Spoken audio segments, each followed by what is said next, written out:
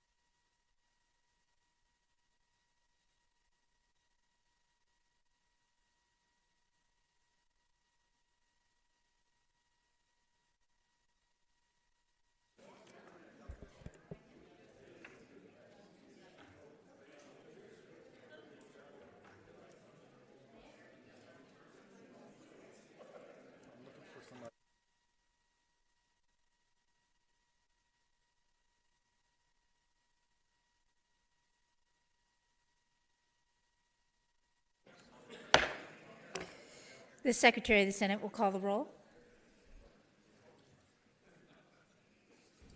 Senator Brooks, Senator Cancella, Senator Cannizzaro, Senator Dennis, Senator Dondero Loop, Senator Gansert, Senator Gocochea, Senator Hammond, Senator Hansen, Senator Hardy, Senator Harris, Senator Kekeffer, Senator Orenshaw, Senator Parks, Senator Pickard, Senator Ratty, Senator Scheibel, Senator Settlemyre, Senator Spearman, Senator Washington, Senator Woodhouse.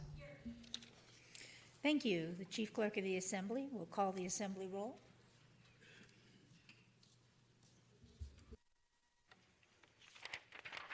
Assemblyman Acefa, Assemblywoman Backus, Assemblywoman Benitez Thompson, Assemblywoman Bilbray Axelrod, Assemblywoman Carlton, Assemblyman Carrillo, Assemblywoman Cohen, Assemblyman Daly, Assemblywoman Duran, Assemblyman Edwards, Assemblyman Ellison, Assemblyman Flores, Assemblyman Fumo, Assemblywoman Gorlow, Assemblyman Hafen, Assemblyman Hambrick, Assemblywoman Hanson, Assemblywoman Hardy, Assemblywoman Howdigi, Assemblyman Kramer, Assemblywoman Krasner, Assemblyman Levitt, Assemblywoman Martinez, Assemblyman McCurdy, Assemblywoman Miller, Assemblywoman Monroe Moreno, Assemblywoman Monk, Assemblywoman Neal, Assemblywoman Wynn, Assemblywoman Peters, Assemblyman Roberts, Assemblyman Smith, Assemblywoman Spiegel, Assemblywoman Swank, Assemblywoman Titus, Assemblywoman Tolles, Assemblywoman Torres, Assemblyman Watts, Assemblyman Wheeler, Assemblyman Yeager, Speaker Frierson. Thank you. I will now appoint a committee of two, consisting of Senator Brooks and Assemblywoman Monroe Moreno, to wait upon Representative Horsford and escort him into the Assembly chamber. The committee will be about their business.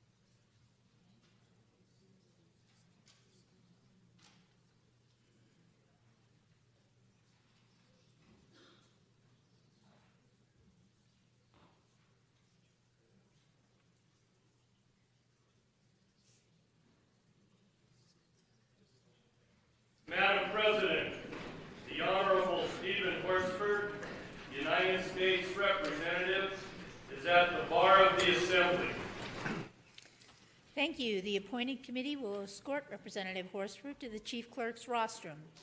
You have all risen.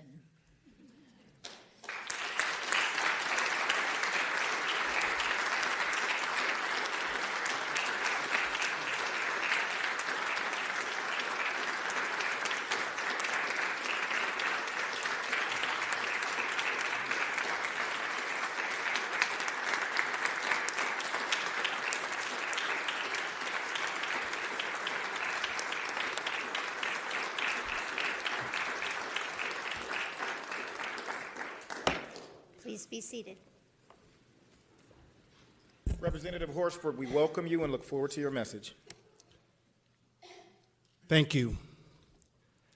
I won't stand on ceremony today. One of God's angels, our colleague and dear friend, Assemblyman Tyrone Thompson, has been called home. And so the question for all of us today, what would Ty do? And what does his example mean for those who hope to make the difference he's made in his devotion to family, community, and public service? Tyrone was always concerned about the needs and well-being of those around him. I believe he would want, in truth, expect all of us to carry on his work and to make life better for others. First is family. Ty would want us to do all we can to show our love, care, and concern for family. He loved having his cousins join for family canvass of his district. For Ty, it was about bringing together the people he loved most and showing them how important they are to his work for the community he grew up in. How can we model this same commitment to those we care about? To show appreciation and recognition to those who have come before and who deserve our respect. We all can share a story about Ty's commitment to his community. For me, it was more than 20 years ago when I got to know Ty through a mutual friend, Shannon West, who went on to be memorialized at her passing for setting a course to eradicate homelessness in Southern Nevada. The two were quite a pair, and you couldn't say no when they called and needed your help on a community initiative. Ty's passion for service and community was reinforced by action. He was on the front lines advocating for children in family court as a CASA advocate. Through his life coaching and mentoring efforts, he spearheaded the annual Clark County Summer Business Institute, providing summer college and career exploration for high school students.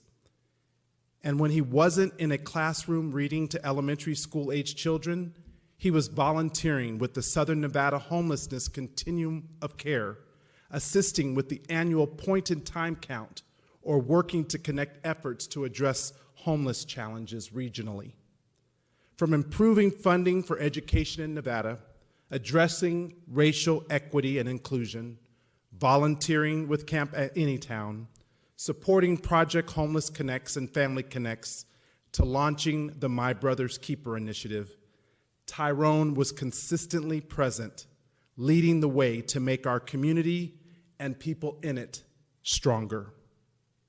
And so our charge now is to ensure this work is carried on and the vision for a strong community Ty cared so much about are realized. When Tyrone had the opportunity to be appointed and then elected to the Assembly in District 17, it was a dream come true. He wanted to be part of this honorable body, to propose new ideas to move our state forward and to bring an experienced and pragmatic voice to the challenges we face. He became a leader and champion for increased funding for a more equitable education for all students, to advocate for universal background checks to make our schools and communities safe from gun violence. And as this body works hard over the final 28 days of this session, we can all take a lesson from Chairman Thompson: to listen to one another, to respect those on the other side of the argument, and to achieve consensus so we can deliver for the people who elected us to serve them. Ty's commitment to living his values is one of the most enduring lessons he's given to all of us. Now, it's not lost on me that Tyrone's unforeseen health complications are also a lesson to be heeded. At the age of 52, he still had so much more to offer to his community and public service, and most importantly, to his family. Tyrone's passing is a stark reminder that while the work we do is important, so is our health. We have to take care of ourselves in order to have the strength and good health to advocate for our constituents.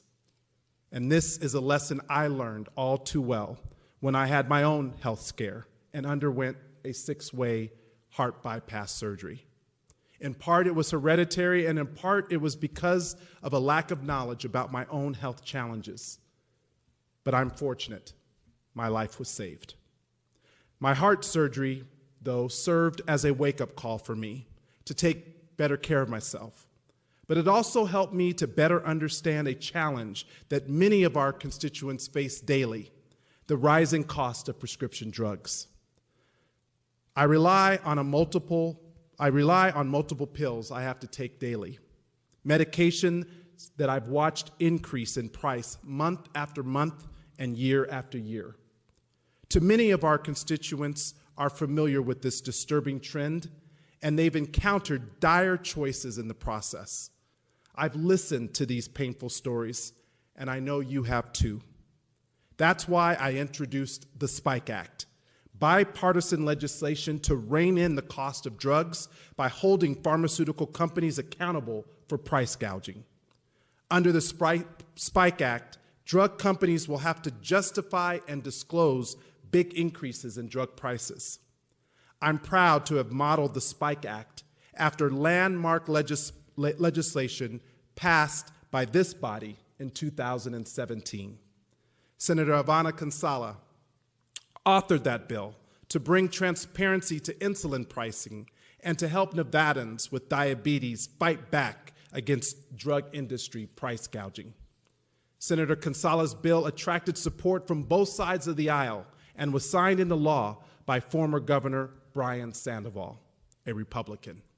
And this model has attracted the same bipartisan support at the national level, where it recently passed the Ways and Means Committee on a unanimous bipartisan vote, 40-0. As one of the 6 Nevadans sent to represent our state in Washington, D.C., I'll continue to work with members of this body to ensure that great policies like Senator Kinsella's drug transparency model are getting the national hearing they deserve. My job is to make sure Nevadans are heard in Washington. That's the job you sent me to Congress to do. And when I return back to Nevada's 4th Congressional District, my job is to amplify the voices of community members across our state who need the help of our elected leaders. That's what each of us are elected to do, and that's what Tyrone did so effectively. I am truly honored to serve this great state, and I am blessed to serve alongside so many leaders at the federal, state, and local levels who are committed to improving the lives of families across the Silver State. In closing, I'd like to thank Lieutenant Governor Marshall, the Attorney General Ford, Senate President Pro Tem Dennis, Speaker Frierson, Majority Leaders Canizaro and Benitez Thompson, Minority Leaders Settlemeyer and Wheeler, and all of the members of the Senate and Assembly for allowing me to address the legislature this evening. Thank you to the constitutional officers for being here and for your continued stewardship of our great state. As we mourn the loss of our dear friend and colleague, let us recommit ourselves to the work he would want and expect us to lead for family, for community, for service. God bless you. God bless the state of Nevada, and God bless the United States of America.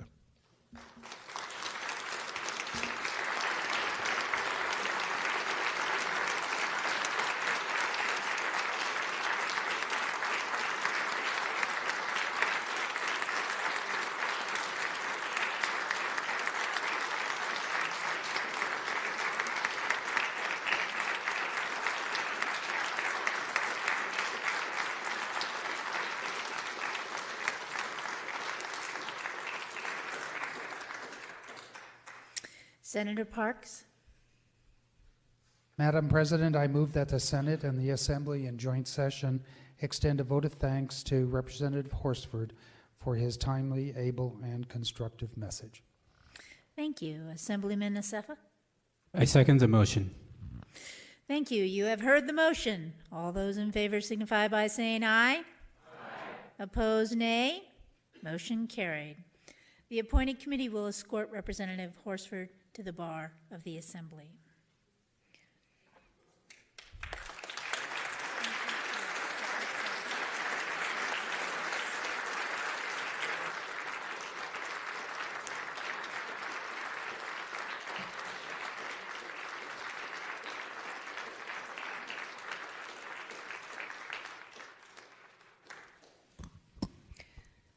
Assembly